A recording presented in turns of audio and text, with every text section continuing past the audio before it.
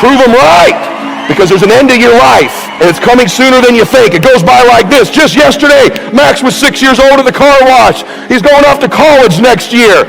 Just yesterday, she was 8 months old. Now she's got a boyfriend. Just yesterday, I was a young, cool guy. Just yesterday, me and my girlfriend were walking on the beach. Someday, I'm going to do that. It goes by in a flicker, and at some point, it's going to be over. To me, heaven when we die is we meet that person we were capable of being, destined to be, and we're identical twins. Hell is you meet them and you're total strangers. My obsession in my life is when I meet that dude, we're going to be identical twins. He's going to meet me and go, hey man, proud of you. Been watching you this whole time. Man, you did it. You got off track there for a while. It took you a little while. You're a late starter. But man, you did it. I don't do things based on how I feel. I do things based on who I am. And who I am is that guy. And every decision, that action, does it move me closer to being that man? Does it move you closer to being that woman? That's the barometer of how you live your life. Who are you when nobody's watching? What's the real difference you make in the world? Who are you really as a man or a woman? Who are you really? I get a lot of credit. I don't hold a candle to that guy. Who are you really? In quiet moments when human beings need you, are you that person they can rely on? Are you that person who steps up? Are you that person who makes a difference for them? Because you can win in big ways, mansions, jets. I know all about that stuff. It's awesome. I want you to have them. But I'll submit to you, it's the small things you do that no one will ever probably know you did that'll be the things that'll make you the most proud of you, that will ultimately be the definition of who you are as a man or a woman. It's who you are in those moments. There's a destiny you're supposed to fulfill. There's people you're supposed to help. There's a difference you're supposed to make. Your life, your way, special to you. Not mine, not jets, not houses, not cars. Your precious life. Your beautiful life. Your soul. Your gifts. Your difference. I want you to win. I've always tried to disqualify myself.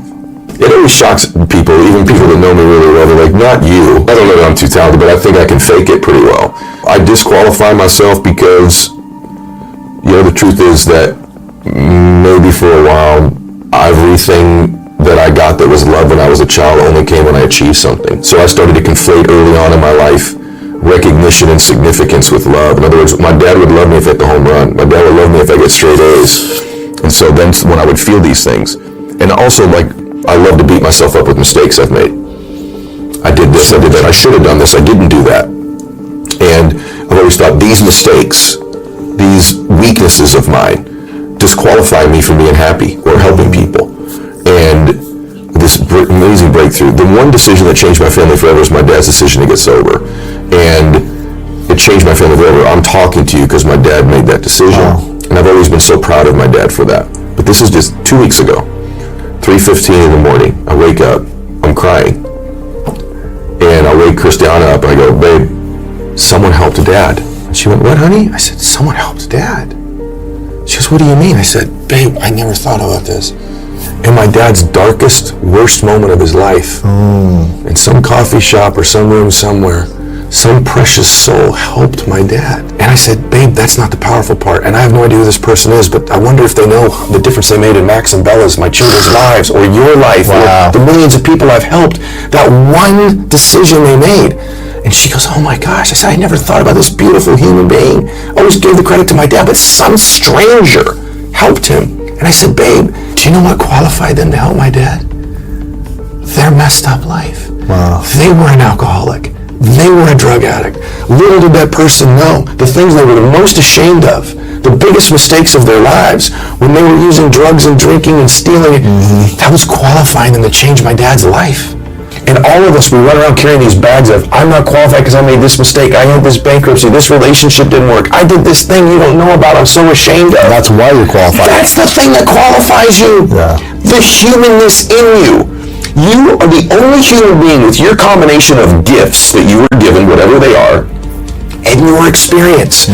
And real human beings help real human beings by being vulnerable and transparent, saying, I know where you are. I've messed up worse. Right. I've made greater mistakes. I felt more. I know that depression. I know that anxiety. I know that shame. I know what that feels like. They didn't know all those mistakes they're making were leading them out of their heart, and they finally got to a point where their intention was to help my father. In the lowest moment of his life, they changed my dad's life, and that changed mine, and maybe me and you are changing a few today because of that person's mess. My dad had these couple theories he would always say to me. And so one was when he got sober, he gave it one more try. He was going to stay sober one day at a time. My jet was in almost walking distance of my dad's house. He's never been on any of them. Wow. And I would say to my dad, I would say, hey, let's go play golf in Maui. Let's go. There's these great golf courses in the ocean. And my dad would say, well, why would I go all the way to Maui to play golf with my favorite person, my son, when we can play here in Chino? It's not about that. I want to be with my son. So my family had none of that stuff. But my dad knew I was a dreamer. And my dad would always say, you know, I was one decision away from changing my life the whole time. One choice. And he'd say, Eddie, you're not as far away from these dreams as you think you are. And I'd say, really, Dad? And he'd go, no, you're actually a lot closer than you think.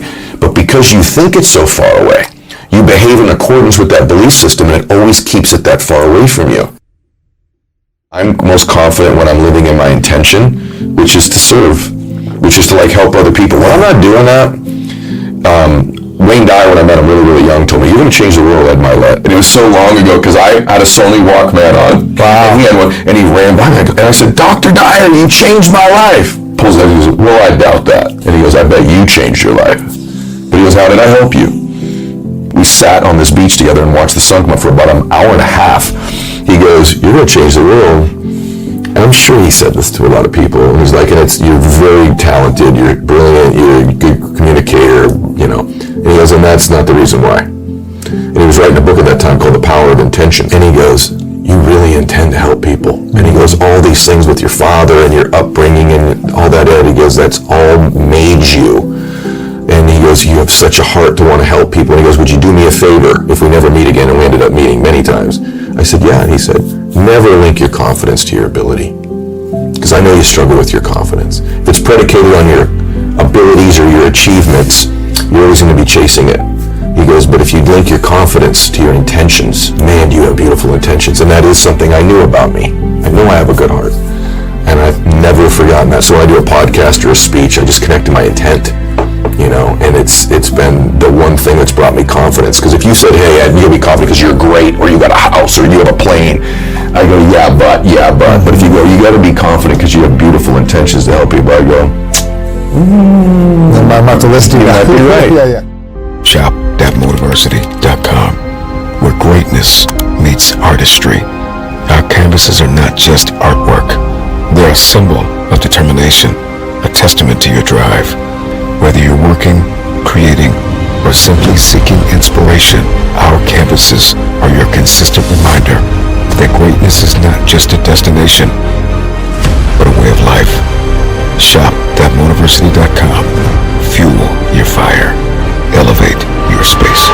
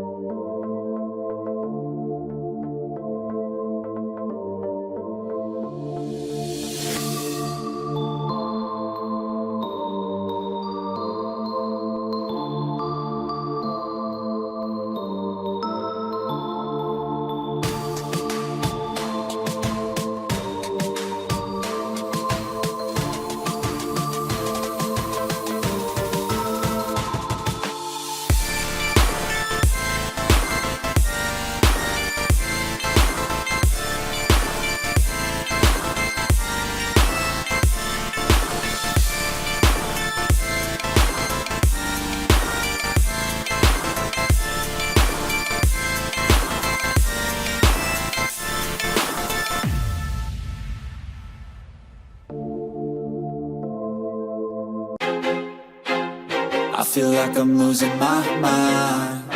Is everybody in the world blind? Please, Lord, give me a sign, a sign.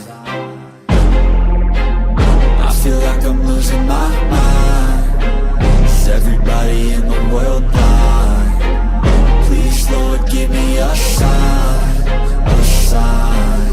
I wanna be the greatest. Everybody on the fake shit. I look around and feel like everybody is the fakest. I make this every day and I'm impatient, hoping one day I blow up from the basement. Statement, the top is so vacant. I don't hear shit that I think is amazing. Waiting for my day when I'm playing sold out shows for 1,000 faces. Hey, give me that crown, get in my way and to be put down. It ain't your place, no, this my town. If I want that shit, then I'll get it right now.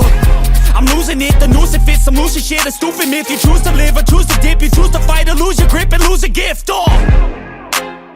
I feel like I'm losing my mind. Is everybody in the world blind?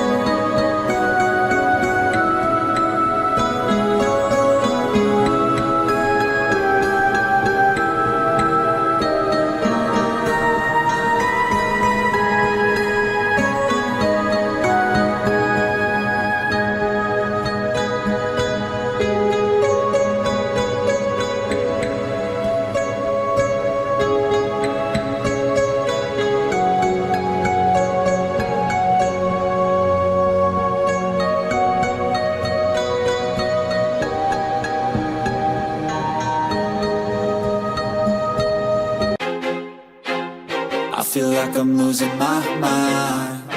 Is everybody in the world blind? Please, Lord, give me a sign, a sign. I feel like I'm losing my mind. Is everybody in the world blind? Please, Lord, give me a sign, a sign.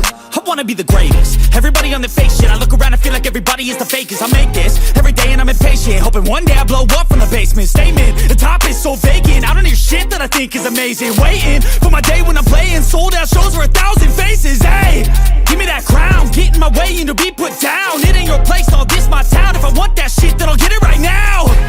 I'm losing it, the noose it fits, some losing shit, a stupid myth. You choose to live or choose to dip, you choose to fight or lose your grip and lose a gift. I feel like I'm losing my mind. Is everybody in the world blind? Please, Lord, give me a sign, a sign. I feel like I'm losing my mind. Is everybody in the world blind? Please, Lord, give me a sign, a sign. Yeah. There's no mercy in this world, just hunger-thirsty persons in different versions, each new update, that shit worsens. Why? Pull back the curtain and you'll see the different vermin. We all have different burdens that all seem to cause disturbance. Yo, so do me a favor, don't treat me like a neighbor. Don't need the different flavors of your problems just to savor.